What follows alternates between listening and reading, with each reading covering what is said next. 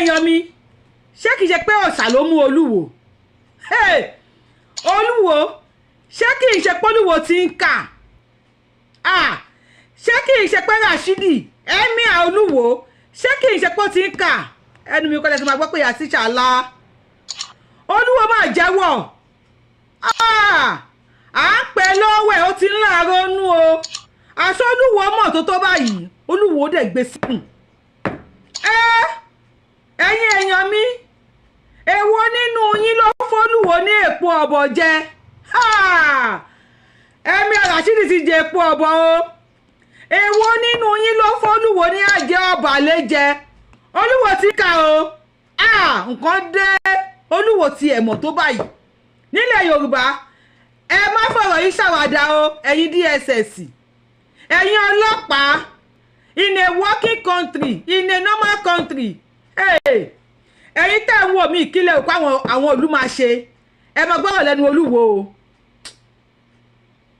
ó dà pé Olúwo ti ń kà abájọ wọn yẹn náà pọ̀ kọ́tọ̀kọ̀tọ̀ ọ̀dọ̀ yẹn ó pọ̀ àti Olúwo gbé nǹkan sínú lẹ́dàá mi ṣàánú fún mi kó má ti ṣe wá nílẹ̀ Yorùbá Ọlọ́run máa ṣàánú wa bẹ́ẹ̀ kí n tó pílẹ̀ Olúwo fún ẹ ìwọ ọmọ Yorùbá bá mi gbọ́ kínní òjò kan fẹ́ sáré rọ̀ sìn má gbé bá fún bọ́ta o má sọ ẹ̀ pé ó fẹ́ wá sújò o òjò tó fẹ́ rọ̀ yẹn irú òjò bẹ́ẹ̀ kò ní rọ̀ sílé mi kò ní rọ̀ sílé ẹ̀ ó ṣàmì ni ṣàmì kò gbé tó àdúrà mi gbogbo ẹni tí rẹ̀ máa kàn tó máa kàn ẹ́ gbogbo ẹni tí rẹ̀ máa kàn tó máa kàn mí irú òjò bẹ́ẹ̀ ò ní rọ̀ sílé wọn èmi àti ẹ̀ ò ní súrò òjò bẹ́ẹ̀ ó ti ṣàmì kọ sí comment section. Jọ̀gbọ́ hello ọ̀kùnrin kábíyèsí Ọlọ́run hello ọ̀kùnrin jọ̀gbọ́ hello Sábọ́lá Muhammad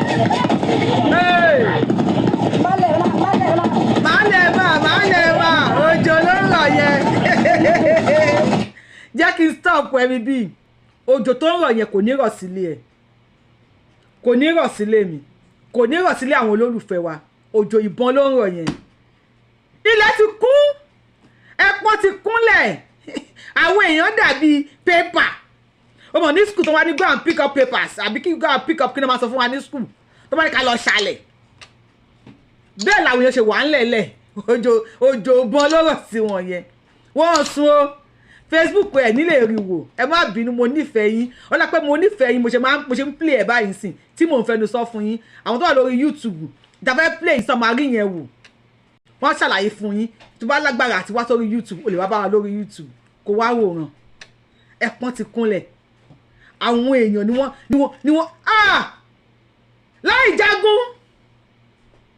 láì jagun o ní ìjẹta ní Yobe àwọn ará Yobe sọ pé wọ́n wọ school wọ́n wá kó àwọn ọmọ school yẹn jáde wọ́n kó wọn jáde lóye lójú àwọn aráàlú wọ́n dẹ̀ pa gbogbo wọn orí kí Rashidi sọ̀rọ̀ nípa ẹ̀ kò ní sọ̀rọ̀ àwọn alálẹ̀ náà mú tó fi sọ ní tó sọ yìí ẹ bá mi share fídíò yìí kẹ́ gbọ́rọ̀ lẹ́nu Rashidi kí àwọn DSS kí wọ́n gbọ́rọ̀ lẹ́nu Rashidi kí àwọn àgbàgbà ilẹ̀ Yorùbá kọ́ máa wo ọ̀rọ̀ Rashidi níran àṣọ́lùwò mọ̀ tó báyìí bọ̀dá Rashidi sọ ẹ mọ ohun tó báyìí ẹ̀dẹ̀ mọ́ bí tí wọ́n ti ń ṣe ẹ̀dẹ̀ sọ̀rọ̀ láti jọ yìí ó dà pé òòṣà ló mú bọ̀dá Rashidi ó dà pé òòṣà ni kò lè jójú lásán ojú lásán ò ṣèwé wọn ò lè kà lásán ó dà pé òòṣà ló mú wọn òòṣà ni ẹ ká gbọ́rọ̀ lẹ́nu bọ̀dá Rashidi Ká tó gbọ́rọ̀ lẹ́nu wọn. Ẹ̀yin tó wà lórí Facebook ṣé kí n kọ́kọ́ play lè fún yín. Ẹ kà sáré gbọ́ 2 minutes náà ni. وجهت بإذن الله تعالى الله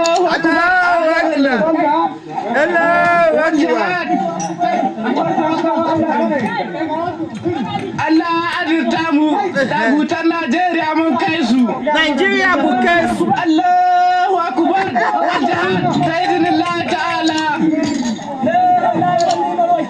Tongba Allahu akbar dagutan Nigeria Allah aditamu Allahu akbar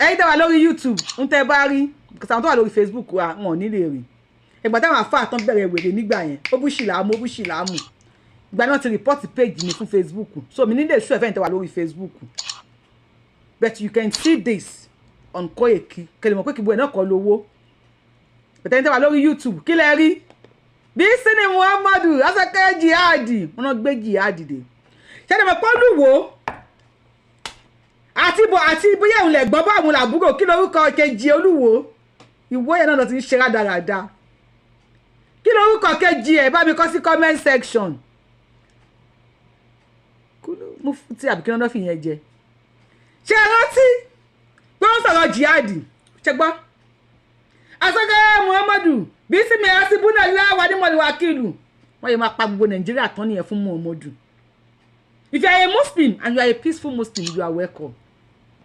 If you are a Christian, you are a loving Christian, you are welcome. If you are oníṣẹ̀ṣe and you are a good oníṣẹ̀ṣe, káàbọ̀ sọ́dọ̀ Yorùbáwùyí.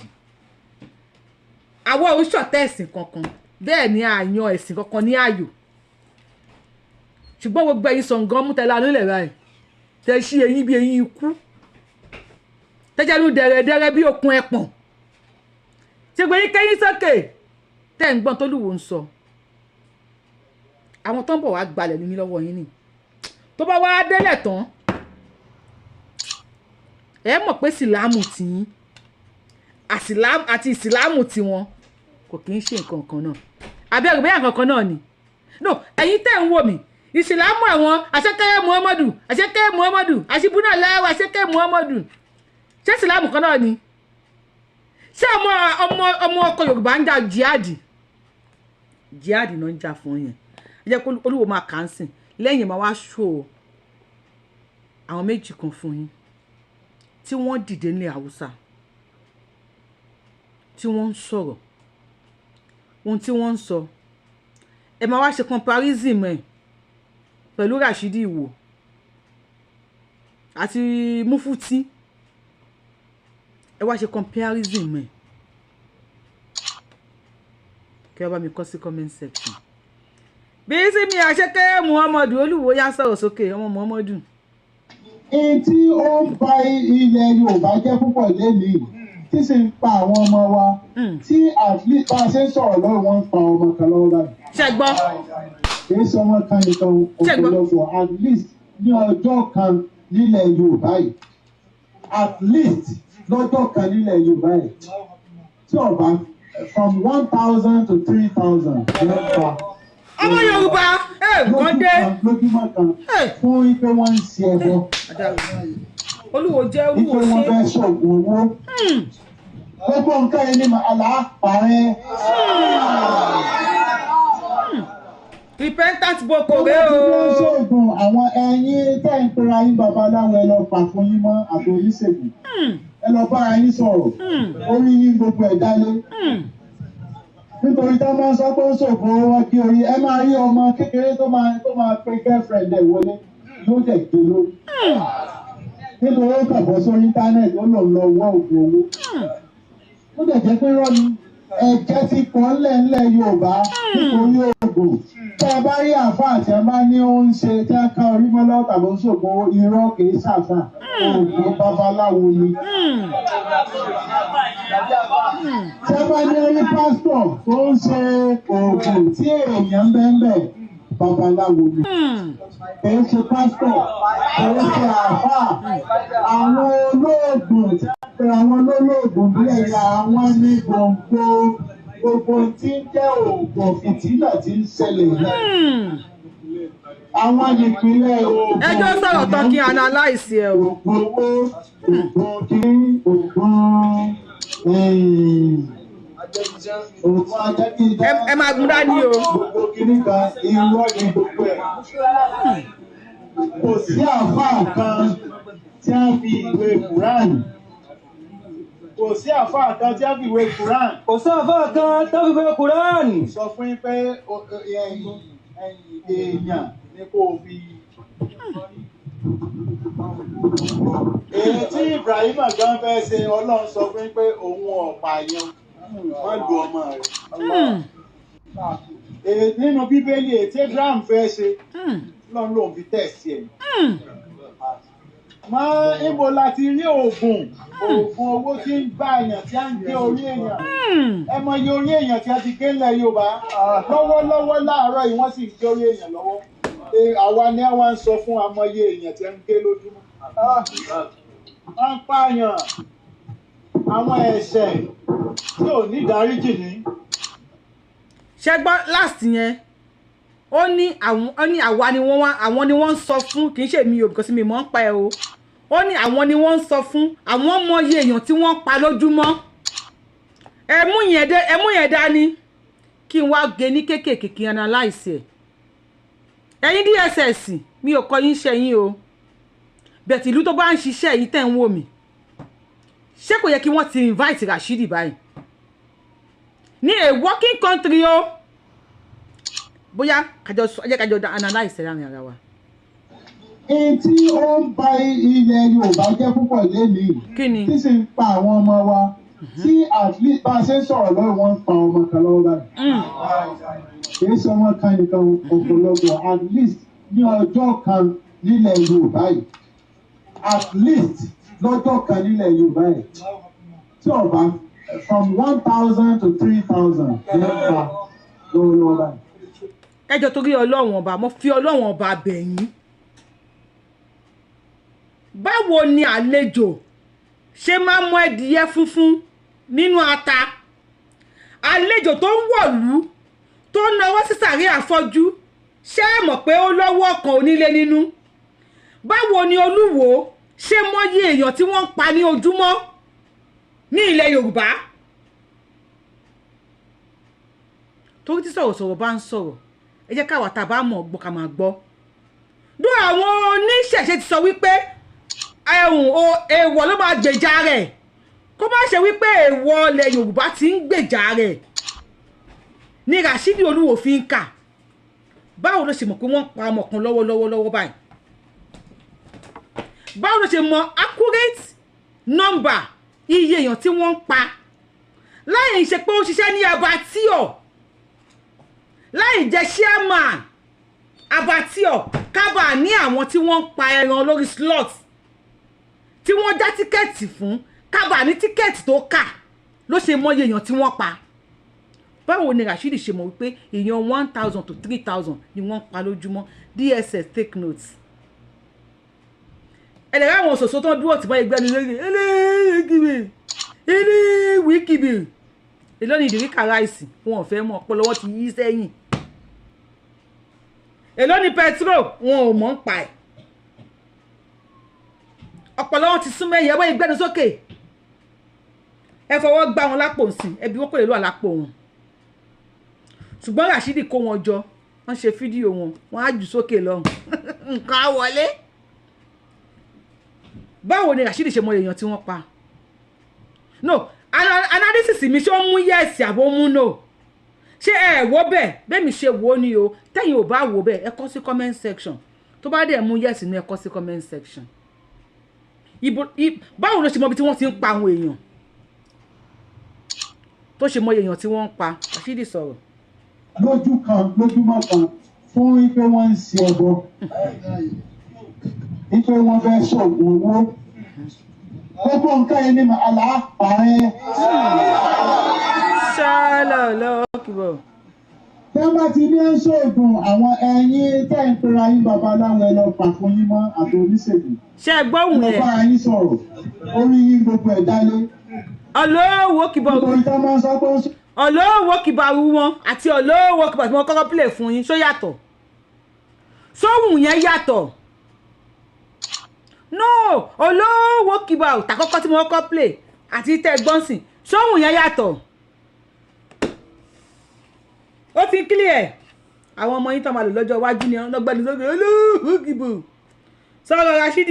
Ọ̀rọ̀ kí orí ẹ máa rí ọmọ kékeré tó máa pe girlfriend ẹ̀ wọlé yóò dẹ̀ gbé lórí. Nítorí ó kàbọ̀ sórí íńtánẹ́ẹ̀tì ó lọ wọ́ ògùn owó. Ó dẹ̀ jẹ́ pé rọ́ ni ẹ̀jẹ̀ ti pọ̀ ńlẹ̀ Yorùbá nítorí ògùn. Tẹ́ ẹ bá rí àáfàá tí ẹ bá ní ó ń ṣe tí ẹ ká orí mọ́ lọ́wọ́ tàbí ń ṣògbọ́n irọ́ kì í ṣàfà ògùn babaláwo ni. Tẹ́ ẹ bá ní orí pásítọ̀ tó ń ṣe ògùn tí èèyàn ń bẹ́ẹ̀ babaláwo ni.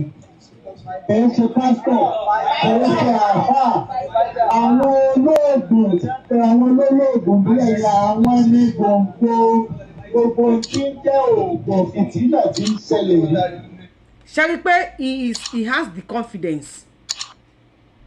Ó ní confidence. Ó mọ àwọn tí wọ́n ń ṣe particularly.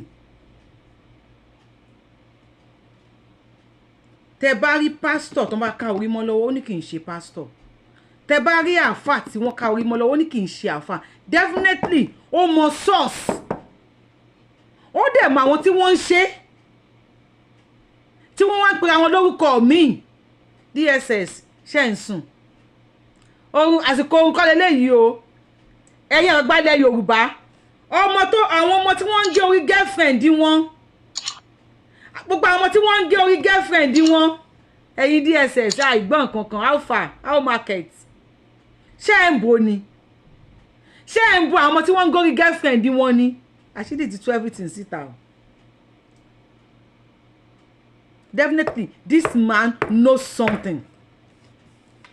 Ó mọ̀ kankan nípa tó ń ṣẹlẹ̀. Sọ̀rọ̀ Rasheed. Àwọn ìpínlẹ̀ Ògùn ní à ń pè Ògùn owó, Ògùn kìíní, Ògùn ajẹ́bíidá. Ṣé ẹ̀ ń gbá àwọn àáfàá tó kó sọ́dọ̀? Báwo ni wọ́n ṣe mọ Ògùn ajẹ́bíidán? Tí wọ́n bá máa ṣe abracadabra ni wọ́n ń lò fún un. No, tí wọ́n bá máa ṣe báwo ni wọ́n ṣe mọ Ògùn tí wọ́n ń pè lájẹ́bíidán? Definitely these people are into this thing. They are doing it. Wọ́n ṣe ni. Ẹ máa gbọ́ lẹ́nu máa sọ fún yín sìn sọ̀rọ̀. Gbogbo kìíní kan irọ́ ni gbogbo ẹ̀. Àṣẹta lẹ́nu àfà àṣẹta. Tí a fi ìwé Kùránì. Kò sí àfà kan tí a fi ìwé Kùránì. Kò sí àfà kan tí a fi ìwé Kùránì. Àti gbọ́ tẹ́nìkan ti sọ ọ̀dẹ ní ẹni. Èèyàn ní kò fi kò fi borí. Báwo ni wọ́n ṣe mọ̀? Ibrahim gan fẹ́ ṣe Ọlọ́run sọ fún pé òun ọ̀pààyàn wọ́n lu ọmọ rẹ̀. Nínú Bíbélì ètí Abraham fẹ́ ṣe Ọlọ́run lòun fi tẹ̀sí ẹ̀. Mọ ibo láti rí oògùn owó tí ń gbà èèyàn tí a ń gé orí èèyàn. Ẹ mọ iye orí èèyàn tí a ti gé ńlẹ̀ Yorùbá lọ́wọ́lọ́wọ́ láàárọ̀ yìí wọ́n sì ń gé orí èèyàn lọ́wọ́. Àwa ni wọ́n ń sọ fún amọye èèyàn tí a ń gé lójúmọ́. Wọ́n ń pààyàn àwọn ẹ̀ṣẹ̀ tí ò ní ìdáríjì ní. Ṣé ti gbọ́? Ó ní àwọn ọmọ iye èèyàn tí wọ́n pa lójoojúmọ́. Èmi kọ́ ni mo sọ o. Ẹnu Rashidi lẹ ti gbọ́ o. Ó ní àwọn ọmọ iye èèyàn tí wọ́n pa ní ojoojúmọ́. Báwo ló ṣe mọ iye ẹ̀? Ṣé òun ni treasurer àwọn tí wọ́n pààyàn ni? Rashidi padà jẹ́wọ́ àbí ò jẹ́wọ́? Ẹ lè máa pè ní wèrè. Wọ́n pè wèrè ní wèrè ní. Ó ń fà pé ewúrẹ́ jiyàn. Ẹ ti rántí? Clifford Orji tí wọ́n ń pè ní wèrè tí wọ́n ń pè ní wèrè. Bó ṣe rí ni o. Tí ẹ bá mọ̀ kí n tó play ilẹ̀ Haúsá fún yín. Bó ṣe rí ni o. Ẹ rò pé máa gbé Rashidi. No, ṣé ìwé máa gbé Rashidi dey play lẹ́wà. Ṣé ká àwọn òṣòṣò tó tòjọ yẹn ó ń ra àwọn kalẹ̀ ni. Ọlọ́run. Ó ń ra àwọn tó tò kalẹ̀ yẹn wọ́n ń ra yín kalẹ̀ nílẹ̀ Yorùbá ni. Wọ́n mọ iye orí tó ń gé lójúmọ́. Wọ́n mọ iye ẹ̀mí tó ń bọ́ lójúmọ́. Ta ló máa mú wọn? Bísímì Rasulullah, bísímì Ànábì Muhammadu, bísímì jihadi. Ebe ẹ gbọ́, àbí tí yín kọ́ lẹ fi gbọ́. Rashidi mọ nǹkan tó ń ṣe. Ògún gbọ́. Ògún alájẹ ń gbọ́. Ó mọ ohun tó ń ṣe. And then Ibrahim tó fẹ́ fi ọmọ ẹ̀rú bọ fọ́lọ́run Allah tí Allah wá sọ pé òun fẹ́ test ẹ̀ wò ni. Àlejò ń bọ̀ mo ní tó bá wà máa ṣe ẹ́ lálejò àmàlà. Definitely mo ti ń fún lámọ̀là tẹ́lẹ̀. Ọ̀kọ́ jẹ́ pé mi fara mi ti ń jẹ àmàlà tẹ́lẹ̀. Ohun tí mi ò jẹ rí mi ò ní fi ṣàlejò. Mi ò jẹ rí àlejò mi ò jẹ rí mi ní fi ṣàlejò. Tí wọn ò bá máa pa èèyàn tẹ́lẹ̀ táwọn Ibrahim bá ti máa pa èèyàn tẹ́lẹ̀ kò ní wò sùsùn. Kó ní Ọlọ́run tòun o tó bá ti fún un lọ́mọ ó máa pa fún un. Definitely wọ́n ti èèyàn kan máa ń pààyàn tẹ́lẹ̀ ni. You don't give what you don't have. Ojú wa ti là. Definitely wọ́n ti ń pa èèyàn tẹ́lẹ̀. Who knows? Àwọn kan ní Ibrahim ló pa, àwọn kan ní Ismail ló pa. Àwọn kan ní Isiaka ló mú. Àti Isiaka àti Ismail. Who knows? Tí wọ́n bá ti máa pààyàn tẹ́lẹ̀ fún Ọlọ́run Allah. Tí wọ́n bá ti máa gba èèyàn lọ́wọ́ wọn tẹ́tẹ́lẹ̀. Ibrahim ò promise pé ó máa fún ní mọ́tò. Àti wọ́n tó máa lọ tọrọ ọmọ lọ́wọ́ Ọ̀ṣun. Wọ́n á ní yèyé o tó bá ti ṣe o àwọn amẹ́ran wá o àwọn amágbò wá o àwọn améwúrẹ́ wá o Ògún o àwọn amájá wá lọ bẹ̀rẹ̀ ajá fógun o. Ṣùgbọ́n tó pé èèyàn ni wọ́n ń lò tẹ́lẹ̀ ni Ibrahim náà ṣe promise èèyàn. Bàálà wa gbà lọ́wọ́ ẹ o bí yóò gbà lọ́wọ́ ẹ èmi àti yóò sí mbẹ́ o torí mi ò mọ̀ pa ẹ̀. Now ẹ ká lọ sí ilẹ̀ Haúsá níbi tó rí wọ́n ti pé tán ti sọ̀rọ̀ gidi sọ̀rọ̀ ọmọ ìyá mi. Bandits are on TikTok. How many more bandits need to post on TikTok for the government to take? How many more people need to die for the government to take the insecurity in northern Nigeria seriously? How many more women need to be raped for the government to take the insecurity in Iowa seriously? How many more villages will be burnt for the government to take the insecurity in northern Nigeria seriously? How can bandits be posting TikToks, but somehow they cannot be traced? What kind of audacity do the bandits have to be able to post on TikTok? So I ask again, why is it that when someone comes out to demand the government to do its job, all of a sudden the DSS are all over you, and then you get detained? But a bandit can post on TikTok. You cannot tell me that the bandits have more ammunitions than our military. You cannot convince me that they are more equipped than our military. You cannot convince me that they know the job more than the military. You can't tell me that. So what is taking so long? Egbo. Ṣó ti clear? No, ṣó ti clear? Don't do anybody. Ṣé ti gbọ́? Ó ń bèrè question lọ́wọ́ yín. Ó ní ẹ lè confuse wọn. Wípé àwọn agbésùnmọ̀mí wọ́n ní agbára ju Nigerian government lọ. Ṣùgbọ́n ìtọ́wà lórí YouTube tẹ́ wò. Ẹ ṣáà rí tán gbà lọ́wọ́ àwọn Nigerian government, Nigerian soldiers. Ó ní ẹ lè sọ fún pé àwọn agbésùnmọ̀mí wọ́n mọṣẹ́ ìjú Nigerian soldiers lọ. Ẹ ṣáà gbọ́. Mo ti ń gbà lọ́wọ́ Nigerian soldiers. O mo wá fẹ́ kẹ́ bá mi kan tó wà lẹ́gbẹ̀ẹ́ mi. Ẹ máa kà dáadáa. Ṣé rò bóyá Nigerian soldiers ṣé rò bóyá wèrè ni wọ́n ni àbẹ́ rò bóyá wọn ò ní làákàyè wọ́n ní wọ́n delay salary wọn. Nigerian Army confirms delay in payment of August salary by Tinubu government, begs troops for patience. No! Kò funny now. Wọ́n ní tí òjò máa pa èèyàn, òjò máa pa ṣọmọyàn lára, á jẹ́ aṣọre. Nigerian Army tó máa ready láti lọ kú fún Nigeria. Á jẹ́ ìlú tó ti ń gba salary. You see American soldiers. Tó bá fẹ́ invade America wà láwọn ready àti kú síbẹ̀. Oh, me ma British Army àbí China Army àbí kíní kan army o. American soldiers. Wàhálà ogun gbọ́ wọ́n á kú síbẹ̀. Wọ́n á tatán pẹ̀lú ẹ̀. Wọ́n á dúró tì ẹ́ lọ́rùn. Ibo. Wọ́n mọ̀ pé tí orí alliance táwọn sún ẹ̀ pé láti protect ẹ̀mí aráàlú. Táwọn bá lọ. Owó oṣù àwọn ìjọba wọn ò ní fìyà ẹ̀jà wọn mọ́ àwọn. Many àwọn ọmọ wọn ni wọ́n fún ní scholarship tí wọ́n fi wọ school. American Army, American soldiers, many of them tí wọ́n lọ sógun bóyá wọ́n ní injury wọ́n bí ẹsẹ̀ gé àbápá gé. America fi wọ́n ṣeré.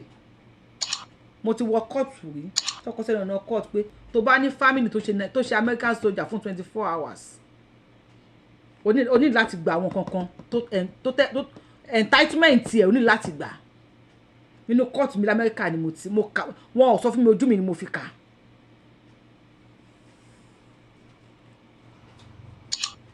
Gbogbo àwọn actors àwọn actresses yẹn a ní sunkún ọmọ ó pé gbogbo wọn náà kà mọ́ wọn sínú sójà wọ́n gba citizen ìlú yìí wàá gba citizen àwọn ọmọ ẹ̀ṣẹ̀ sójà America ó lóògùn kò lóògùn wàá gba citizen.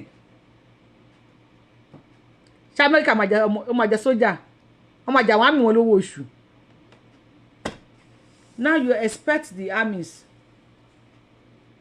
láti lọ forí la kú. They play lẹ́wà ogun gbọ́. TikTok nìkan làwọn gbọ́kọ̀ ìṣe wọ́n máa ṣe Facebook wọ́n máa ṣe YouTube wọ́n máa ṣe Twitter àwọn kíní wo ló tún kù gbogbo ẹ̀ ló máa ṣe and nothing will happen. Trust me. Kò sí nǹkan tó máa ṣẹlẹ̀. Ohun tí Olúwo ń plan kalẹ̀ fún gbogbo èèyàn ọmọ Yorùbá lélẹ̀. Ó dẹ̀ ní tí ajá bá lẹ́ni lẹ́yìn ó máa pọ̀ bọ. Ẹ ṣú ọ̀pọ̀ Olúwo léèyàn lẹ́yìn. No, mo ń béèrè lọ́wọ́ yín ni ṣé Olúwo ò ní èèyàn lẹ́yìn ló ń dá bí ẹdun ló ń rọ̀ bí òwe ní fúfú tí ní ẹ̀ka àwọn bó jẹ́ ń sùtù ẹ̀rí kí wọ́n gbé wọn. Wọ́n lè gbé wọn wọ́n rèyìn kalẹ̀ ni tó bá ti ṣiṣẹ́ nọ́ọ̀tì tán ṣe wọ́n ti máa ìmìíràn tó kọ̀ ẹ̀ tó ní nọ́ọ̀tì tán ti máa bẹ̀rẹ̀ tó bá ṣiṣẹ́ nọ́ọ̀tì tán nọ́mbọ̀ ní South West. Nígbà tí Sunday Igboho tó dìde Olúwo sọ pé òun ètì kí ló kọ̀ pẹ̀lú passion ó lóun ètì ìṣẹ̀ṣe pẹ̀lú passion. this same Oluwo ló ní òun á mú Sunday Igboho àfà Sunday Igboho Oluwo ló lè máa mú Sunday Igboho lọ bá Buhari láti lọ bẹ̀bẹ̀ ṣé àfà ní Sunday Igboho no ẹ jẹ́ ká ti bìṣà lọ kíyèsí ogun ṣé àfà ní Sunday Igboho Oluwo ń tàn wá Oluwo parọ́ fún wa ó fẹ́ gbé wa ní gógó ó fẹ́ gbé wa ní gúrúmù ó fẹ́ fa ọmọ Adéyẹmọ kalẹ̀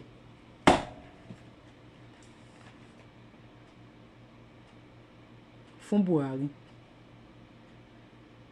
tó má ti gba ẹ̀sìn sórí báyìí